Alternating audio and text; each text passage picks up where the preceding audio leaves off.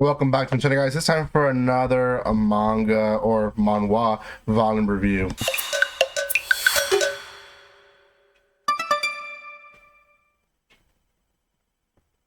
Welcome once again, guys. It's going to be on the third volume of The World After the Fall. Yes, third volume. So if you haven't seen my first and second volume reviews on this, then you're missing out. It's a great story. I will say almost every volume is unique on itself. Like, it almost seems like whoever's choosing where to cut, they're choosing kind of more of the arcs kind of views instead of, like, I don't know, it just seems like the first volume was completely different from the second volume. The second volume was completely different from this volume. So I'm wondering how the fourth volume is going to be, which I do have my hands on the fourth volume already. So we'll see. For now, it is an interesting story. It was sent to me by Easy Press, which is a side company of Yen Press that releases webtoons. I've had questions about you guys asking how webtoons work when it comes to them making them into books. Well, they just kind of go into choosing where to do the cuts. Sometimes they actually increase the image from what it is in the actual webtoon so that there's a nicer cut. I will say this one, the only time that I think struggle sometimes is during those fighting scenes. Sometimes it's just you miss that scrolling up aspect of a webtoon, which is kind of what people are looking for, whereas in this type of manga style you have to be flipping, and that's, I think, for at least this series is where it fails. Now, before anything, guys, check out Easy Press through Yen Press. Give them some love. Check out my channel as well. I have quite a bit of videos. Like I said, webtoons, volume 1, volume 2 of The World After the Fall are here on my channel, but I have other webtoons as well as manga and anime, so check all those out as well here. And there is more to come in the next few weeks. I am on vacation right now, but even though I'm on vacation, I don't get a lot of time to record. So it's actually easier when I have a schedule, because I kind of follow that schedule to the T. So yeah, it is what it is. So what happens in this volume? Well, this volume still follows the life of Jungwon, and Jungwon, he's kind of like the only one, at least we think, that is awoken, and that is that he sees everyone for who they are, and that is everyone is dead and decaying.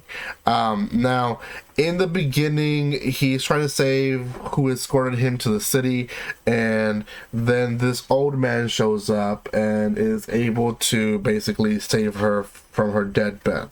Now, he uses a technique that then Jungwon mimics, and everyone's shocked because the old man up to this point has been the only one to save people from their deathbed. So everyone's like, we need you to work with the old man to save our leader. Now the leader, and I guess kind of to go back to volume 2 really is a foundation for volume 3, but essentially people in the city are slowly dying, and when they die they become fiends, or essentially monsters. So they're trying to save the leader to not become this, right? And they're basically trying to give him more time to live. So that becomes the main goal of the volume. He does get more training to the old man, and the old man essentially explains to him that he and another group of people, including the dream demon Mulak, I'm trying to get his name, Mulak, he is actually the one that created the tower where our protagonist came from in volume 1.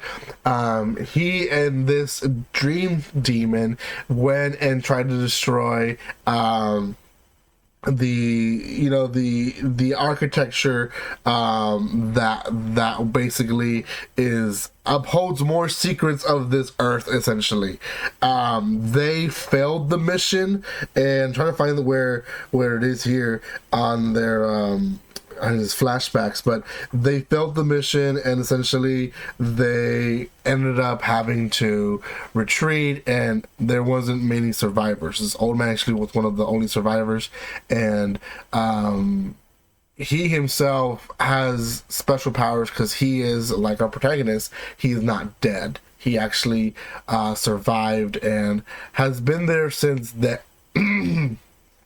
So what happens? What happens next? Well, we have a group of people, essentially everyone else who leads the city. They've kind of come to a consensus with one of the traders who wants to become basically the leader, and they've decided that the best thing for the city is to essentially let the leader move on and kill him before he becomes a fiend.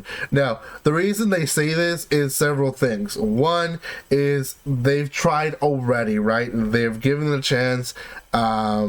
Two, there's a betrayal going on. They definitely want to take advantage of it and basically control the city the way they want. And then three, they do want to kill him before he becomes a creature, because the stronger the spirit was, the harder it will to kill. So, well, they actually are unsuccessful, and we end up with this awesome ending where this leader becomes this demon-like creature that is not a fiend. He actually is possessing the body of him, and they go into a fight, and there's quite a bit of a fight.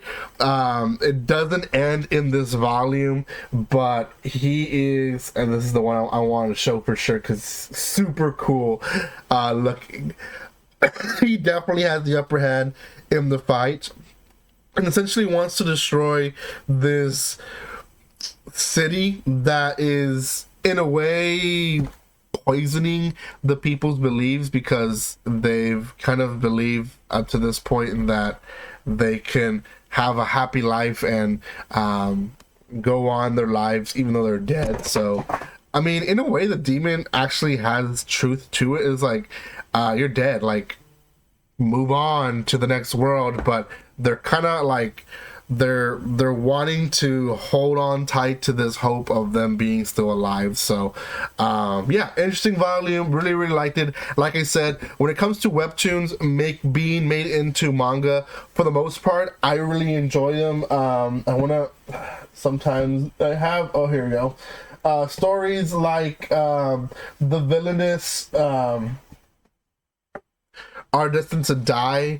Sometimes stories like these are a lot easier to actually read without having the you know, the webtoon aspect made into a manga, being a oh shoot, we know we're missing something, right? So because there's not a lot of action going on in those stories, and they do a pretty good job for the most part, to be honest, in moving them into an actual manga style. Whereas the fighting scenes, that's why webtoons do so well, is because you're kind of seeing this whole strip of a fight all together, and the manga, you can't really do that. So it is what it is. For now, guys, great series. Go check it out. Easy Press through yenpress.com, and you guys can find a lot of other stuff there as well.